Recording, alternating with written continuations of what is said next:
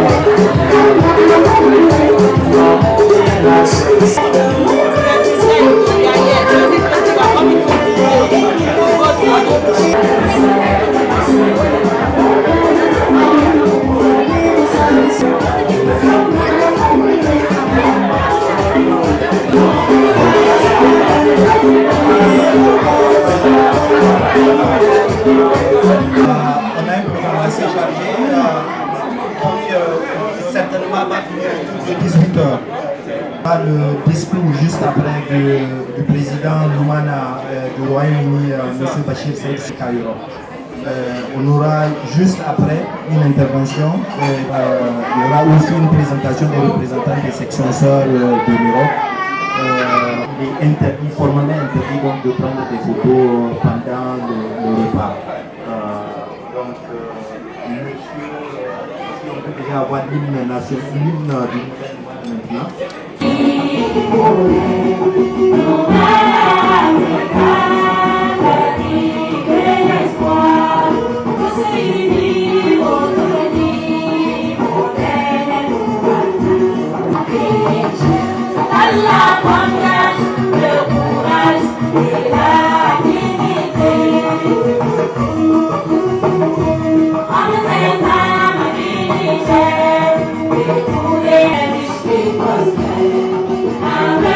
Amen.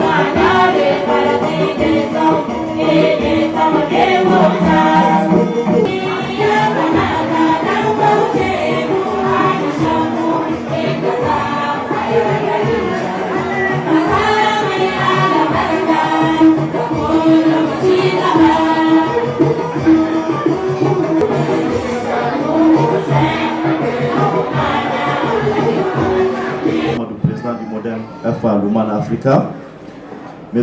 Yacouba Soumaïla, secrétaire général du bureau de la diaspora, M.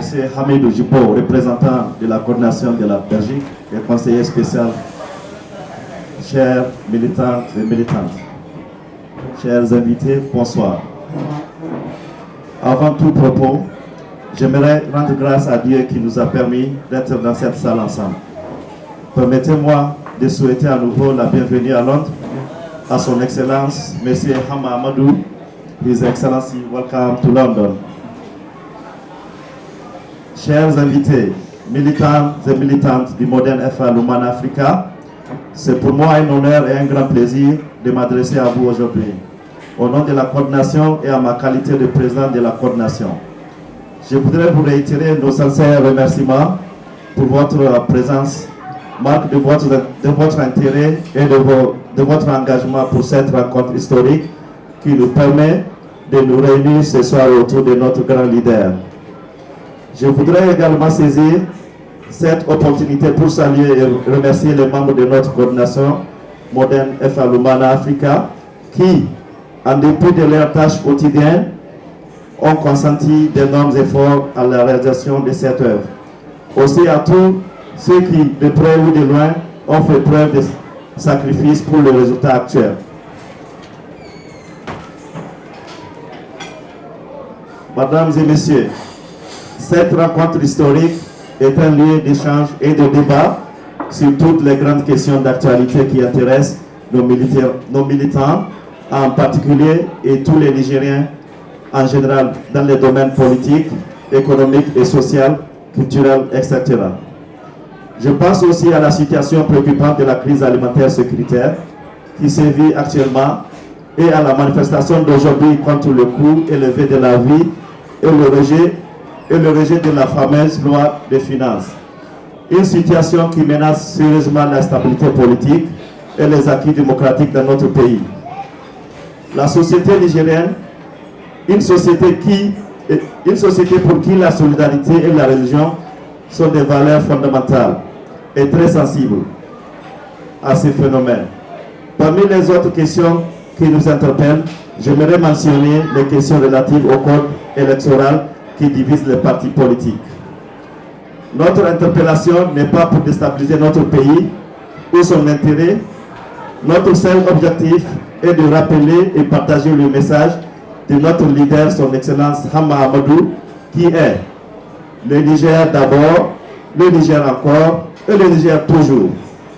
C'est l'occasion pour nous de vous manifester notre gratitude et reconnaissance de la confiance que vous avez portée à notre grand égard pour conduire les affaires courantes de notre parti à UK.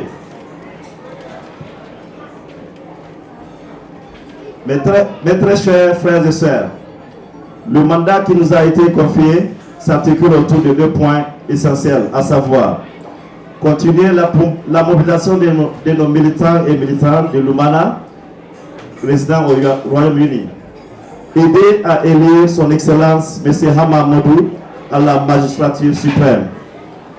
La présente rencontre est une étape cruciale et très importante pour notre coordination. Elle s'inscrit également dans un contexte socio-politique très difficile pour notre pays, à savoir précisément la récente crise alimentaire et le processus actuel de restauration de la démocratie. Le défi est énorme, mais nous sommes convaincus qu'avec le patriotisme qui vous anime et notre détermination, nous pourrons ensemble, tous, les Nigériens et Nigériens, pour atteindre ce grand défi qui est de voir le Niger devenir un pays où le vivre ensemble se solidifie, où l'amour du prochain se renforce, où chacun retrouve sa place sur la base du jugement objectif afin de hisser notre pays dans le rang des grandes nations. Parmi ces défis, nous pouvons retenir entre autres assurer la sécurité économique, territoriale et la souveraineté de notre pays. Promouvoir le progrès social en permettant à tous les citoyens nigériens, quel que soit son statut social, d'accéder à une bonne alimentation, des soins de santé adéquats, à une éducation de qualité, etc.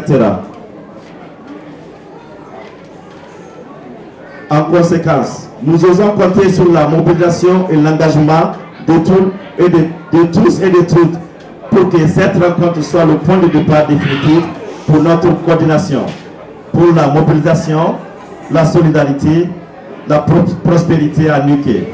Sur ce, nous implorons Dieu le Tout-Puissant de bénir cette assemblée et de nous accorder sa grâce. Je vous remercie.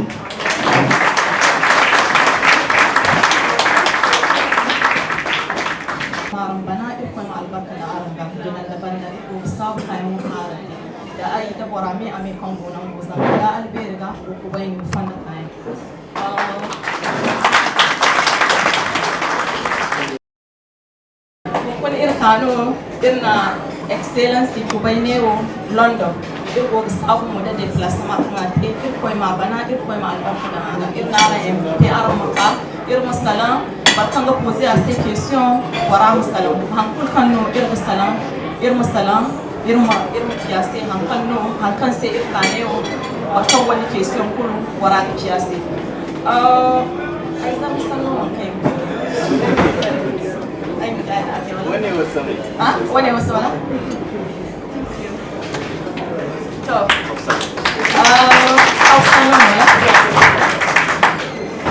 Salamu alaikum ‘yan uwana musulmai maza da mata. Sannunku da zuwa mun gode muku da zawwa da kuka yi. Zawwa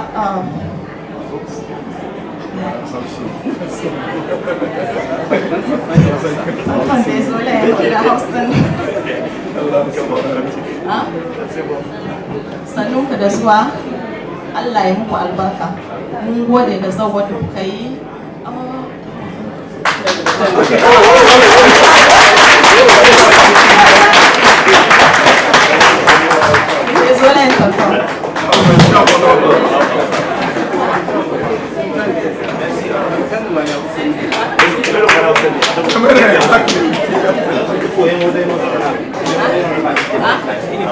Premier vice-président Moderna Lumana Africa Europe. Applaudissez M. Yacoub, s'il vous plaît. Je suis le président de la coordination Lumana France, premier vice-président Lumana Europe et secrétaire général du bureau de la diaspora. Donc tout d'abord, je vais remercier sincèrement la coordination UK, à travers son président Bachir pour l'accueil qui nous a été réservé depuis hier. Et je salue aussi l'engagement de tout un chacun pour notre grand parti. En tant que premier vice-président de l'Europe, le président de l'Europe n'a pas pu faire le déplacement. Il m'a demandé de vous transmettre ses salutations militantes et vous remercie vraiment pour tout ce que vous êtes en train de faire pour le parti au niveau de l'UK. Et aussi en tant que secrétaire général du bureau de la diaspora, le président Taïb Moukela m'a aussi mandaté de vous transmettre ces salutations. Il a bien voulu faire le déplacement une fois pour voir comment le parti est organisé au niveau de l'Europe. Mais vu le temps qui nous a été imparti pour l'organisation de cet événement, il n'a pas pu faire le déplacement.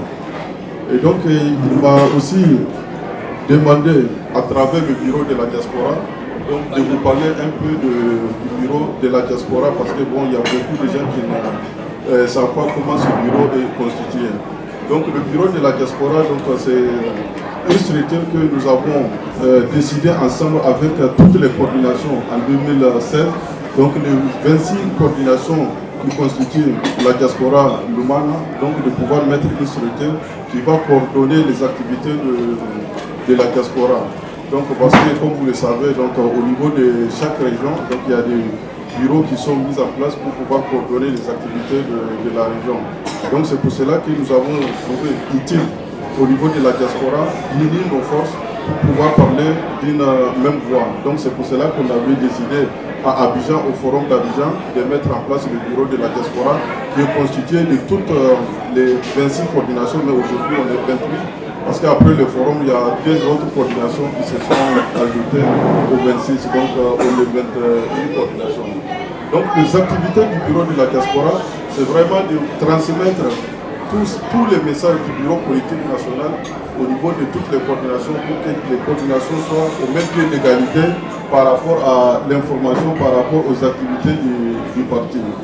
Et donc à ce titre, donc, nous avons au niveau du parti, donc, le parti avait sorti des décisions pour instituer la carte des membres actifs. Donc je pense que vous avez entendu parler de cette carte-là. Donc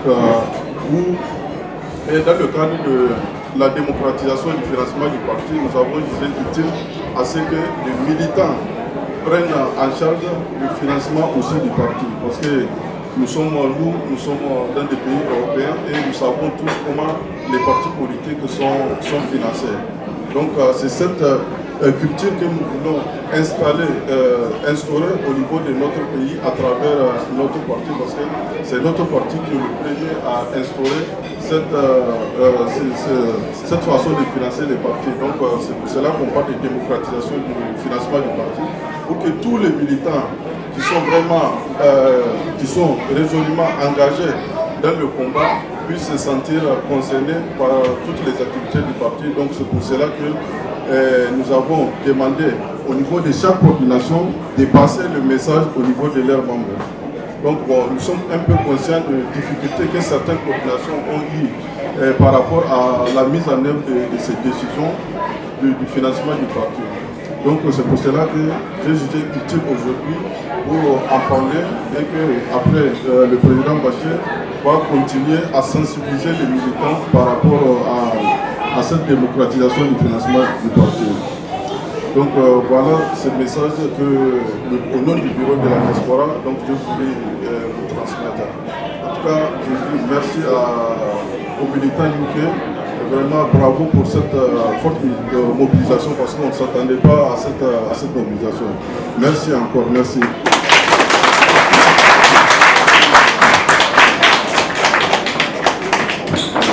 Voilà, merci Yacoub. Il faut peut-être signaler ou souligner rapidement que Bachir certainement pourra que dans la séance, vous allez trouver non seulement des militants et des sympathisants de Lumana, par solidarité d'abord à nos frères qui sont ici, mais par affiliation politique. Donc c'est peut-être important de le souligner ici.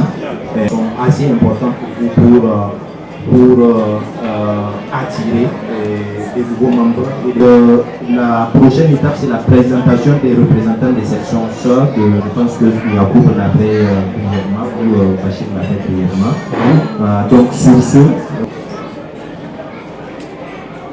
Bonsoir également aux enfants qui sont venus nombreux, peut-être pour me voir ou par curiosité,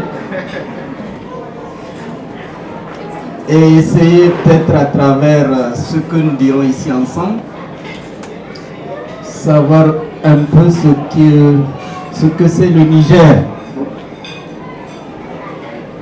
Je voudrais tout d'abord remercier sincèrement la coordination naissante de Lumana Africa et de la Grande-Bretagne. Avant de venir, je pensais que c'est une coordination tout neuve qui ne compte donc pas beaucoup de membres. Je suis agréablement surpris de constater que si la structure n'est pas encore terminée, l'esprit de mobilisation au sein de la communauté nigérienne, elle, est réel. Je voudrais donc remercier tous ceux qui sont venus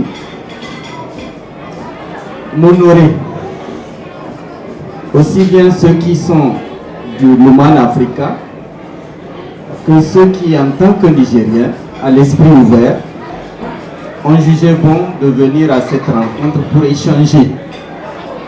Peut-être aussi pour comprendre un peu quelle est notre philosophie et les perspectives que nous poursuivons à travers le combat que nous menons au nom de Lumana Africa sans doute, mais également au nom du Niger. Parce que comme je l'ai toujours dit, les partis sont importants pour donner une conscience politique. Mais ce qui doit être le plus important pour tous les Nigériens, c'est le Niger. Sans le Niger, quelle est la valeur d'un parti politique? Sans le Niger, quelle est l'importance du Nigérien? C'est pour cette raison que la priorité, c'est que nous nous battions tous pour que le Niger soit un pays où il fait bon vivre, un pays où l'avenir est possible.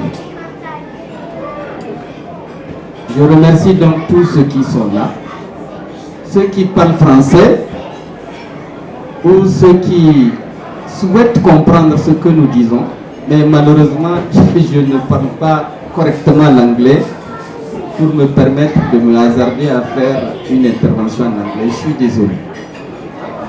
J'ose espérer que ceux qui comprennent vont s'efforcer par courtoisie d'expliquer le contenu de nos propos à ceux qui ne parlent pas français. Je remercie les femmes qui sont venues nombreuses parce que partout ailleurs, la présence des femmes est parcimonieuse. Dans les pays de la diaspora d'Afrique de l'Ouest, c'est un peu à cause de la religion que les restrictions par rapport à leur participation aux activités politiques sont limitées.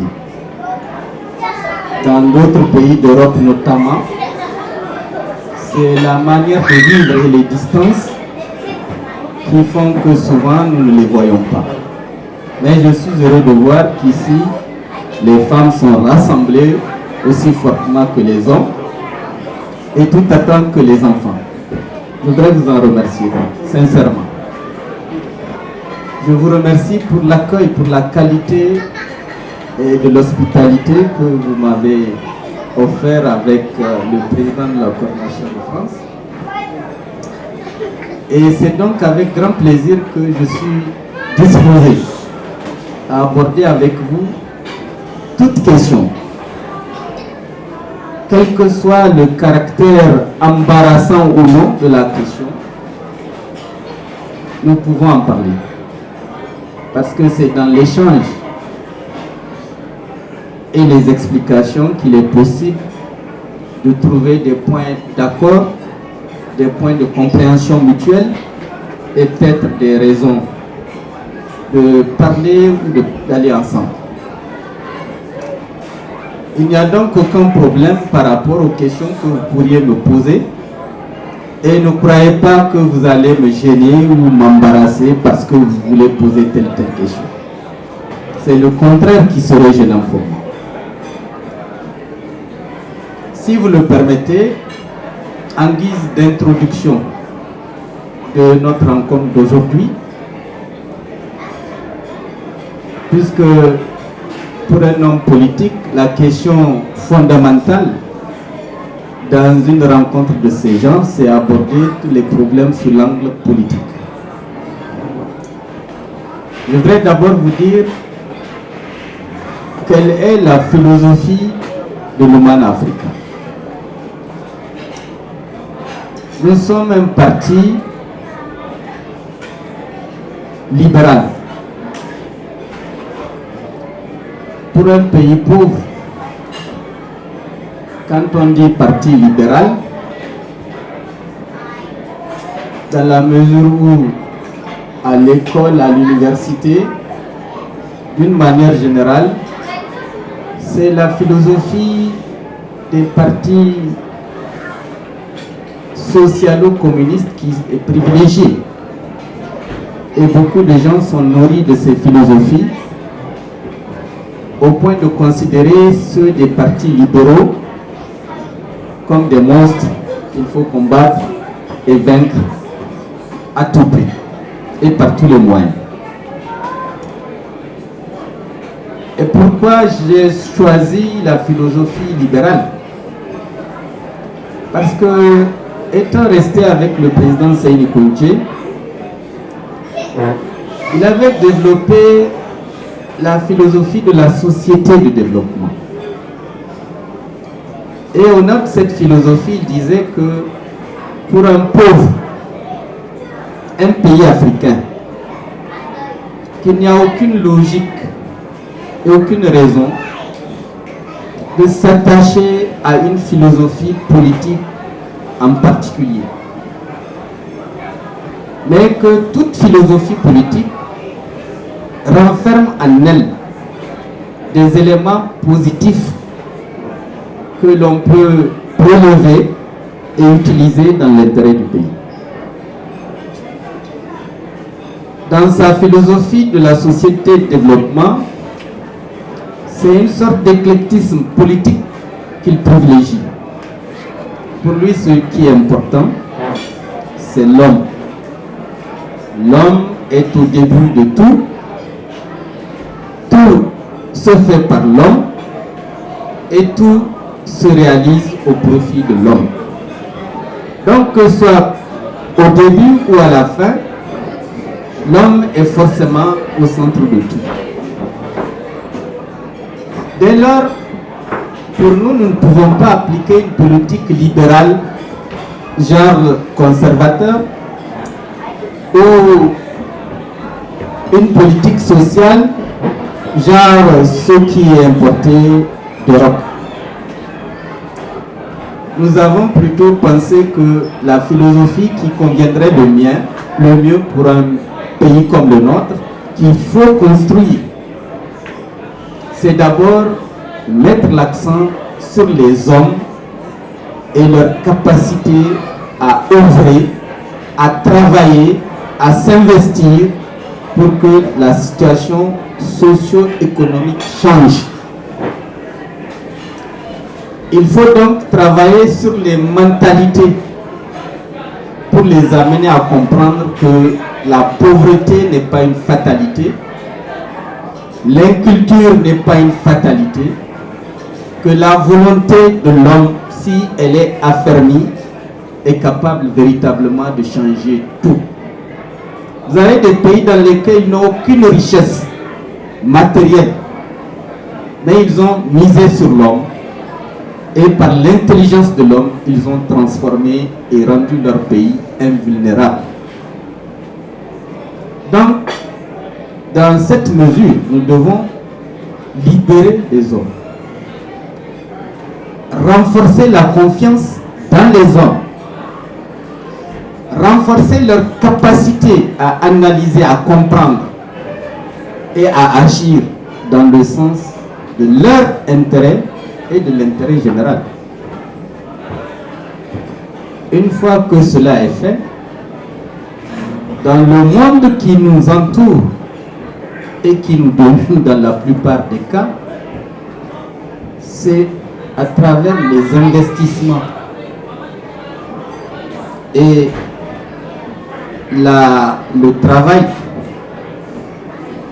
individuel de chacun, parce que chacun est libre, qu'il faut booster l'économie et travailler à améliorer la situation de nos pays. Donc forcément, cette liberté doit pouvoir être une sorte d'incitation à se dépasser soi-même. Peut-être pour soi-même, peut-être pour sa famille, mais au final, pour le pays tout entier. Et si cette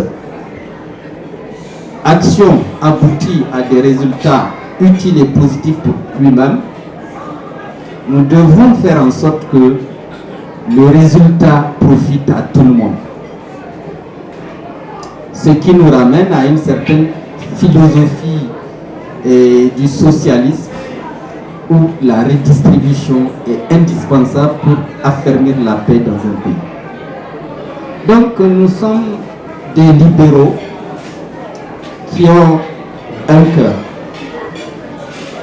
Nous n'essayons pas de promouvoir des individus pour en faire des gens égoïstes, mais nous promotons les hommes pour qu'ils puissent être utiles à la société dans sa globalité. Ce qu'ils vont gagner, ce qu'ils vont investir, ce qui retombera doit retomber sur tout le monde. C'est un peu ça la philosophie que nous développons. Elle n'est peut-être pas très philosophique au sens clair du terme, mais nous pensons qu'il faut rester sur l'homme, agir par l'homme et agir pour l'homme. C'est ça la philosophie de l'Oman Africa. Et nous y tenons. Donc nous refusons de rentrer dans le dogmatisme. Parce que le dogmatisme a montré partout où les hommes ont essayé de mettre en place une politique fondée sur celle-ci et sur celui-ci, beaucoup de mal. Les exemples sont nombreux. Et je crois que pour beaucoup d'entre vous, je n'ai pas besoin de les citer. Améliorons l'homme et l'homme améliorera la situation de tout le monde et améliorera sa propre vie. Telle est notre philosophie. Maintenant, pour en revenir au Niger lui-même.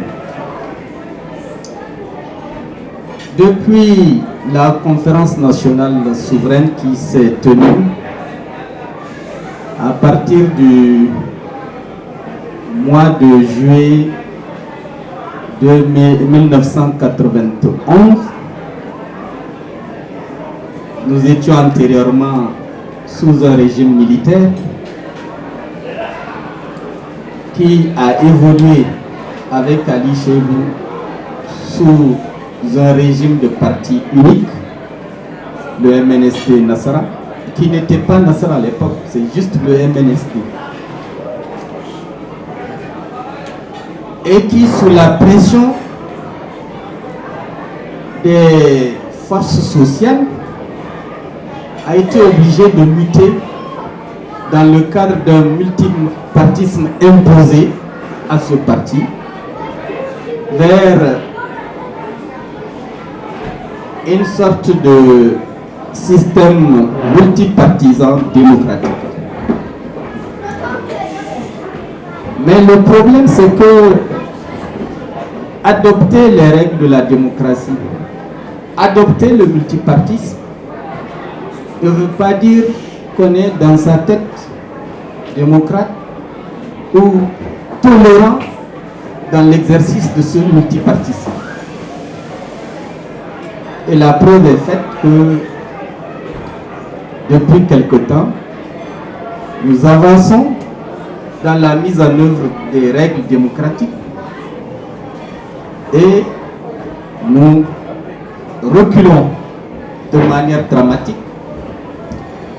Avancée et recul qui entraînent des ruptures démocratiques brutales par les interventions de l'armée qui, contrairement à ce qu'on pense, n'interviennent que quand les hommes politiques essaient de marcher sur les principes démocratiques que nous avons nous-mêmes demandé à mettre en place.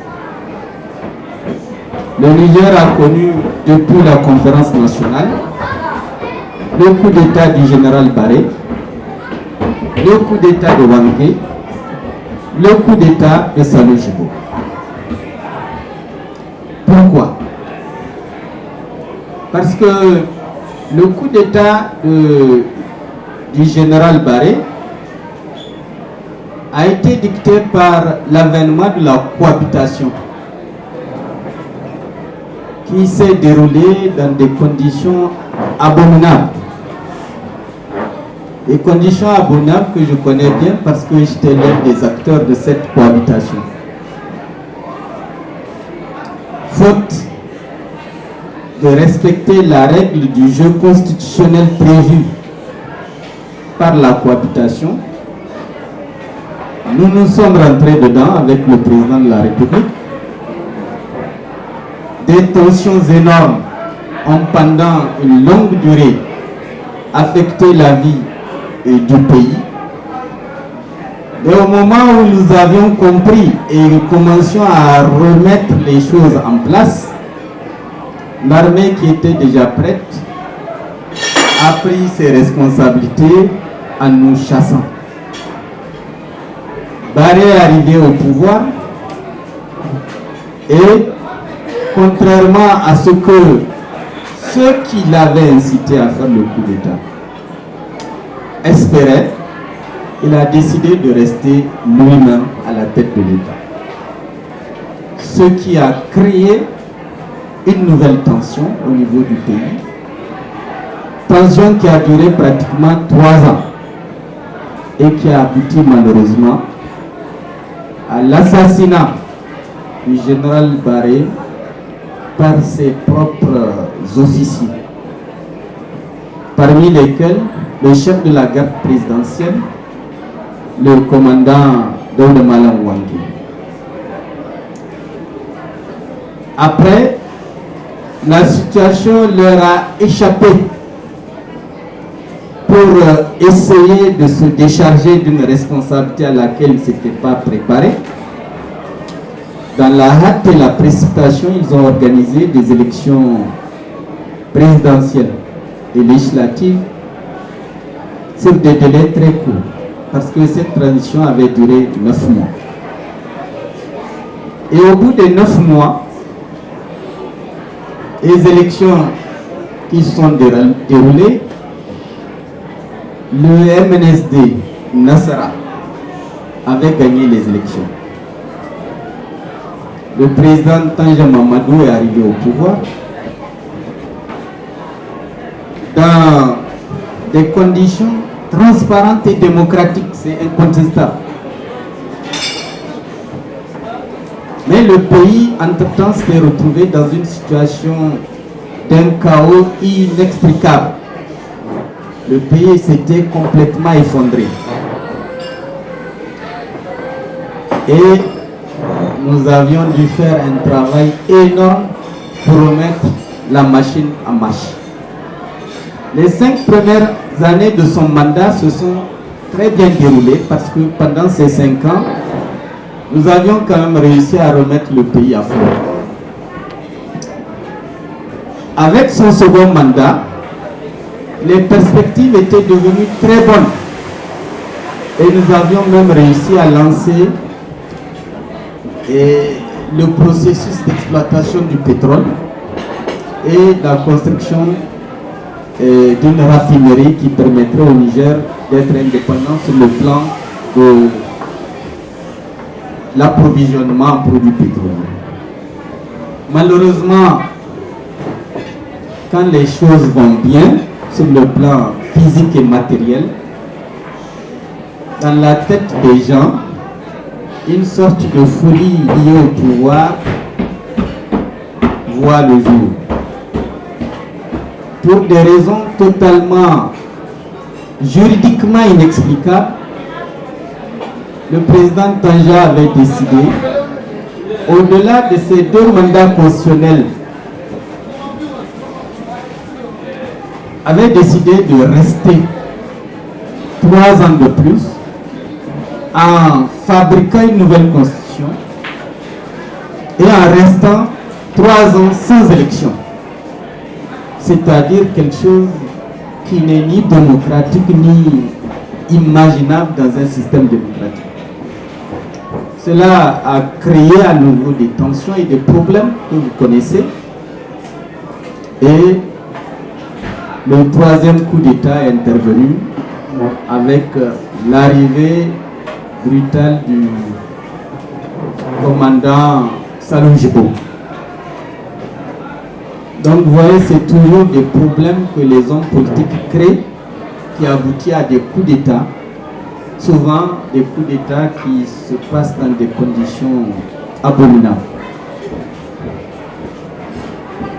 Et quand le commandant Salou Djibo a pris le pouvoir, tout de suite, nous avions compris qu'il y a une sorte de faux jeu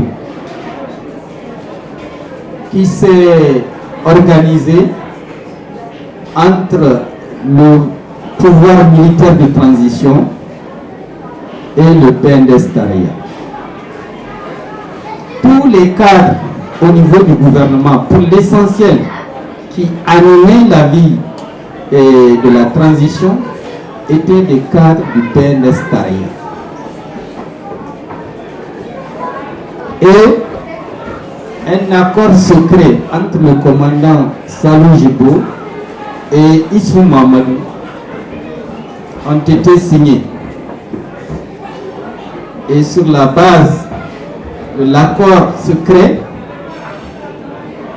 le gouvernement de transition allait aider Issou Mahamadou à accéder au pouvoir et à la fin de ces 2 mandats, il ferait en sorte que Salou Djibo revienne au pouvoir. C'est du moins ce qui avait été écrit dans l'accord secret. Vous allez sans doute me demander, mais comment savez-vous qu'il y a eu un accord secret? Parce que ceux qui ont participé à la rédaction de l'accord secret me l'ont dit. Parmi lesquels le ministre de l'Intérieur de l'époque de la transition, qui était l'homme lige, l'homme à tout faire du commandant Salou Djibo. Et vers la fin, la transition militaire également est rentrée dans une sorte de tension politique liée au fait que les partis politiques, les autres, n'ont pas accepté ce jeu qui n'était pas très équitable. Et pour cette raison, nous qui étions victimes de cette attitude inéquitable, nous avions créé l'Alliance pour la réconciliation nationale, l'ARN. Et nous avions donc décidé que tous les partis politiques qui n'appartiennent pas à l'autre bord allaient faire en sorte d'avoir la majorité législative si la majorité présidentielle devenait difficile, et que dans ce cadre, quelles que soient les manigances opérées par le pouvoir de transition, nous allions pouvoir mettre l'homme des militaires en transition, nous allons pouvoir le mettre en cohabitation. Et à travers les résultats qui sont tombés, il était évident que ce projet avait marché. Malheureusement, comme toujours, les hommes politiques, dans des calculs souvent mesquins, oublient que c'est dans la transparence et l'honnêteté vis-à-vis des autres que tout projet de ce genre peut être durable.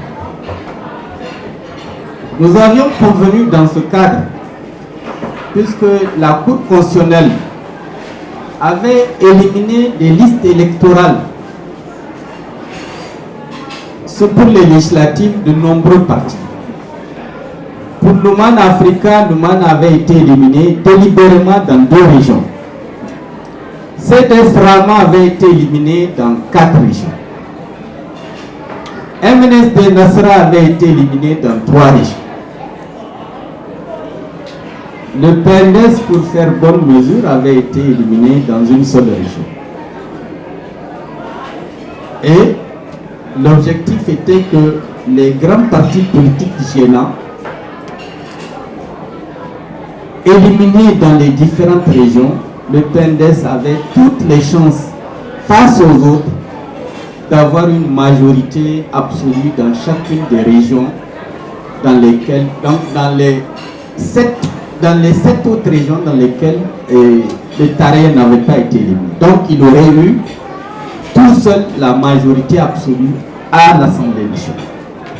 C'était une manière de l'aider déjà à avoir la majorité à l'Assemblée et la majorité aux élections présidentielles. Mais notre regroupement a faussé complètement ce jeu. Mais comme je le disais, malheureusement, il y a eu un problème. Nous étions convenus au niveau de l'ARN que le parti éliminé dans la région donnerait ses voix au parti le mieux implanté qui a une liste dans la même région. Donc nous étions éliminés à Maradi. Le MNSD Nasra n'avait pas été éliminé à Maradi. publiquement, j'avais demandé à nos militants de voter pour le MNSD Nassara aux législatives. Et dans notre tournée, nous sommes arrivés à Tillabéri. À Tillabéri, la liste du MNSD avait été invalidée, mais la liste de l'Oumana Africa avait été maintenue. Donc, naturellement, le MNSD Nassara aurait dû demander à ses militants de voter pour la liste du MNSD et de l'Oumana Africa.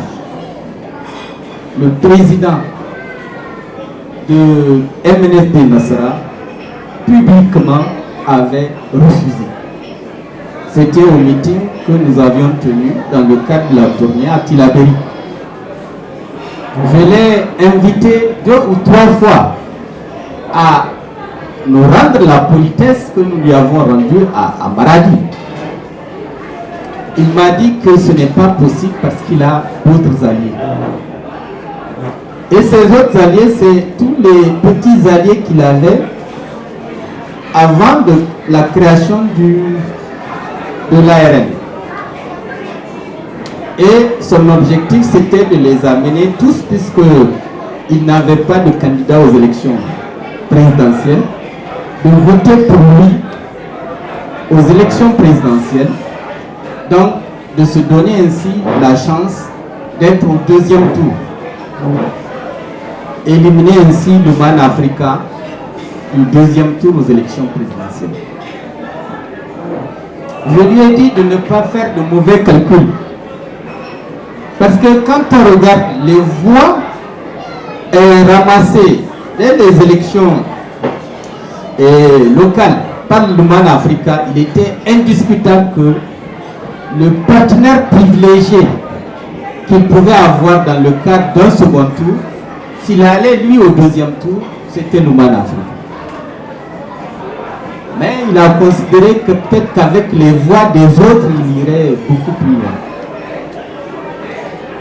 Et malheureusement, au 2e tour, c'est lui qui est arrivé. Mais le Man Africa faisait la différence entre le PNDS et le MNSD. Puisqu'il a refusé de voter pour les listes de l'Oumana Africa. Et que pire, il avait invité certaines régions du département de Tillabéri à voter pour le PNDS Tareya, dont Walam et Filengue. Nos candidats dans ces régions l'ont appris, étaient très fâchés. Ils ont dit qu'il n'est pas question au 2e tour que nous votions pour le candidat du MNSD. Donc, l'alliance avait été rompue pour cette raison. Nous retrouvons dans une situation où nous sommes brûlés à droite et brûlés à gauche. Il fallait choisir d'aller se brûler en un seul endroit. Nos gens ont dit qu'il faut aller soutenir le PNDS Tareya, ce qui a ramené le PNDS Tareya dans le jeu.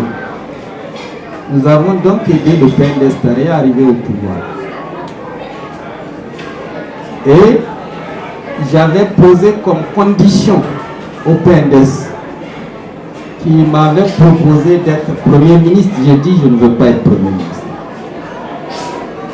Si nous voulons que cette alliance apporte la stabilité et la paix pour le Niger, il était indispensable que le président élu désigne au sein de son propre parti le Premier ministre qu'il pourrait renvoyer comme il le veut à tout moment.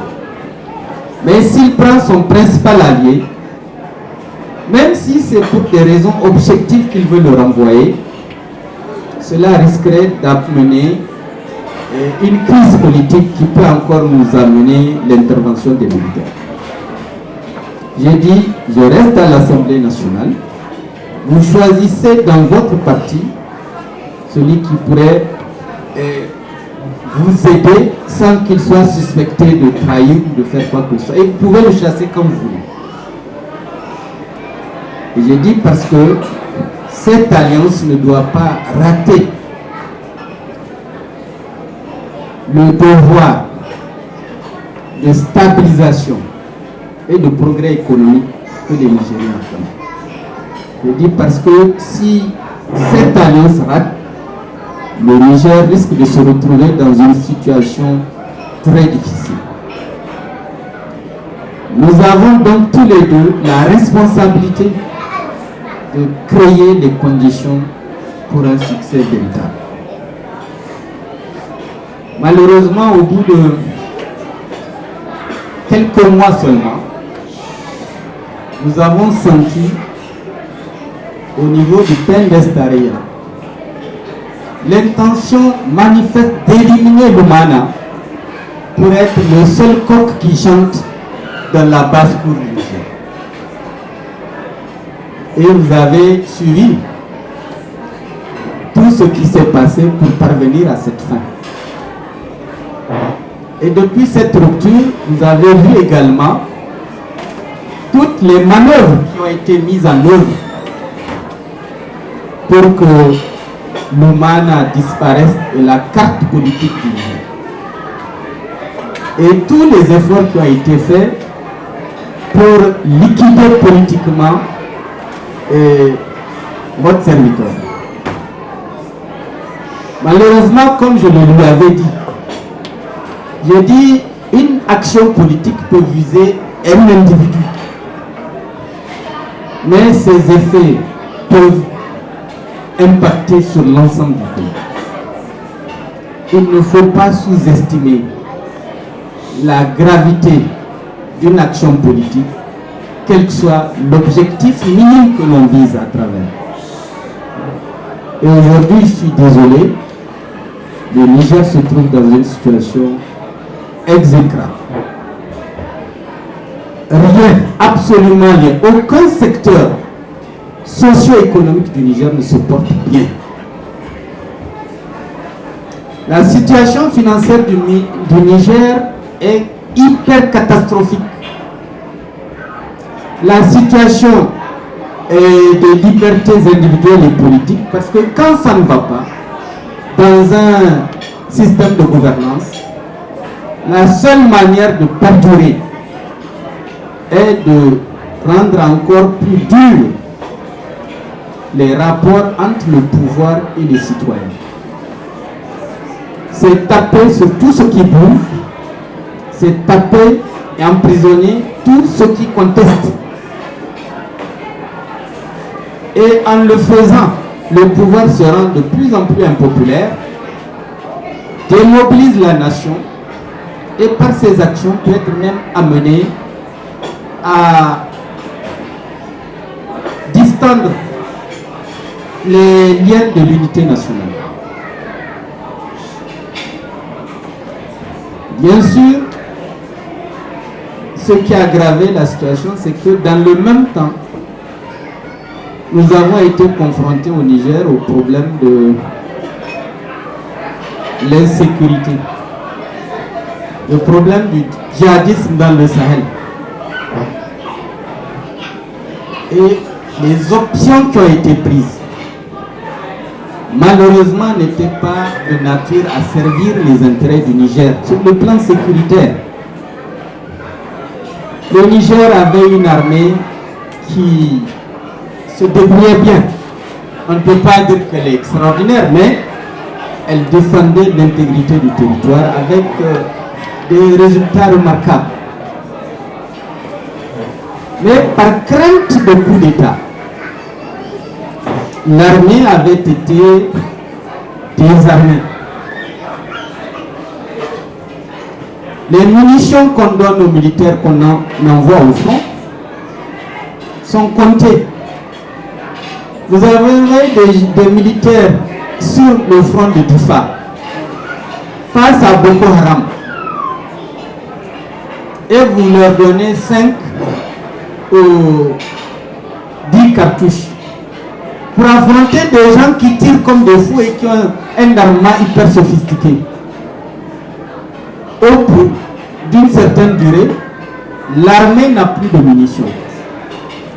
Et Boko Haram avance et massacre les gens. C'est un peu ce qui se passe un peu partout. Et les gens sont étonnés, mais chaque fois, quand il y a des attaques, c'est des militaires qui meurent. Mais évidemment, puisqu'ils n'ont pas les cartouches nécessaires pour faire face à la marée des attaquants de Boko Haram ou aux gens d'Akmi qui sont de l'autre côté de la frontière, ou à la rébellion Touareg qui sévit au Mali. C'est dans cette situation que le pays se trouve. Et j'avais dit une fois sur Africa, lorsque les autorités actuelles du Niger ont déclaré qu'ils allaient faire la guerre à Boko Haram et que le Niger serait la tombe de Boko Haram, j'ai dit que c'était une grosse erreur. Parce que la guerre nécessite de gros moyens. La guerre nécessite des finances publiques solides. Parce que vous savez, quand la guerre commence, vous ne pouvez jamais deviner quand la guerre va s'arrêter. Et malheureusement, j'ai eu raison, dans la mesure où, au lieu de durer 3 mois, la guerre continue de faire des victimes innombrables dans toutes les régions du Niger aujourd'hui. Donc nous ne sommes pas en sécurité. Bien sûr, pour donner l'impression que cette sécurité, on travaille à lui donner de la consistance, ils ont autorisé la création des bases militaires. Cette création des bases militaires américaines, françaises, allemandes et peut-être bientôt russes aurait été une bonne chose si c'était dans le cadre d'un front unique avec un commandement unique qui assurerait la sécurité globale du Mali, du Niger et du Burkina Faso qui constituent les pays du front au Sahel. Mais si vous l'avez constaté, les bases créées n'ont qu'une vocation, rassembler des renseignements pour les Occidentaux et laisser les pays comme le Niger se débrouiller seuls face aux attaques dont son territoire est victime de manière régulière. Le Niger, à lui tout seul, n'a pas les moyens de faire face. Et l'aide militaire à travers les accords qui ont été signés n'a pas été négociée pour permettre au Niger, grâce à ces aides, de faire face. Donc nous sommes dans une sorte de piège qui nous écrase et dont nous savons comment desserrer l'étau. Ça, ce sont des problèmes sur le plan de la sécurité. Mais quand on fait la guerre, il faut beaucoup d'argent. Le budget du Niger a plus de 40% dépend des subventions accordées par les institutions internationales et par les partenaires au développement d'une manière générale. Leur argent, quand ils le donnent, est orienté en avance sur des dépenses bien précises que vous fixez d'un commun accord. Leur argent ne peut pas être utilisé dans le cadre de dépenses dites de souveraineté. La défense nationale fait partie des dépenses de souveraineté. Donc vous ne pouvez pas prendre l'argent qu'on vous donne de l'extérieur pour financer la guerre. Vous devez donc prélever sur vos propres ressources fiscales intérieures l'argent nécessaire pour faire la guerre. Mais si les ponctions sont lourdes sur ces ressources internes, cet argent n'ira pas pour financer l'école. Cet argent n'ira pas pour financer la santé. Cet argent n'ira pas pour refaire les routes. Cet argent ne contribuera pas à faire des investissements qui créeront des emplois. Donc, vous allez à cause de cette situation, vous inscrivez dans une logique de dégradation progressive de la situation économique et infrastructurelle du pays. Nous sommes dans cette logique. Aujourd'hui, tous les efforts du gouvernement, c'est de trouver l'argent pour payer les salaires régulièrement, afin de ne pas lâcher également les syndicats dans la danse et à laquelle ils ne veulent pas être confrontés. Donc le Niger se porte mal. S'il n'y a pas l'argent, vous vous souciez moins de venir en aide aux populations qui sont confrontées à la famine et à la disette. Ou bien ce sont des interventions peu significatives qui laissent la plupart des populations rurales dans une situation de famine chronique. Et aujourd'hui, nous sommes dans cette situation. Et puisque vous avez besoin d'argent et que vous ne pouvez le prélever que sur votre population, qu'est-ce que vous devez faire? C'est faire la loi de finances du genre que vous avez fait. C'est serrer la vis autour des commerçants.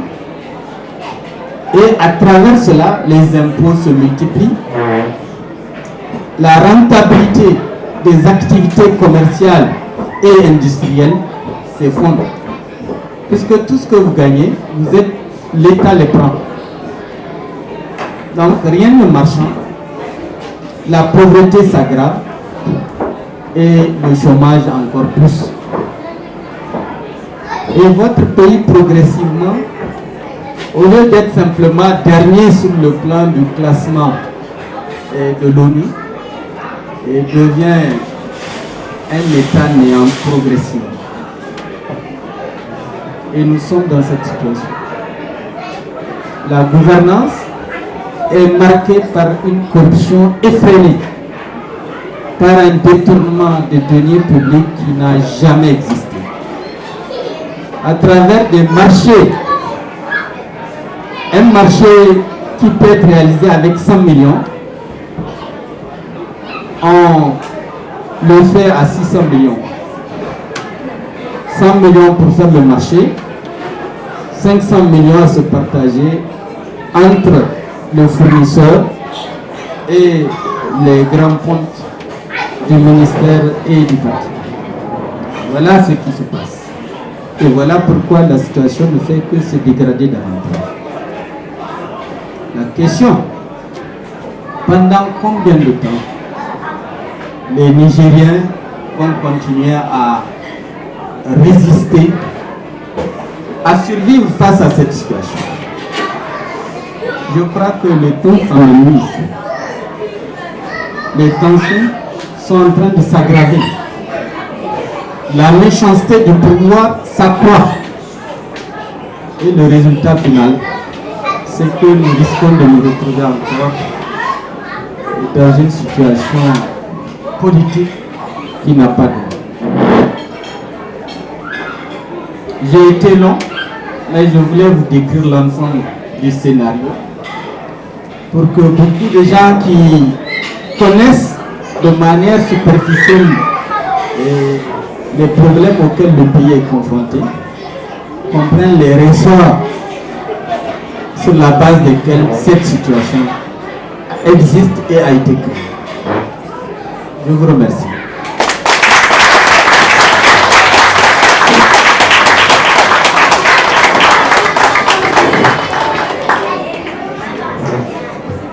Merci bien, Monsieur le Président. Donc, on va entamer la session des candidats.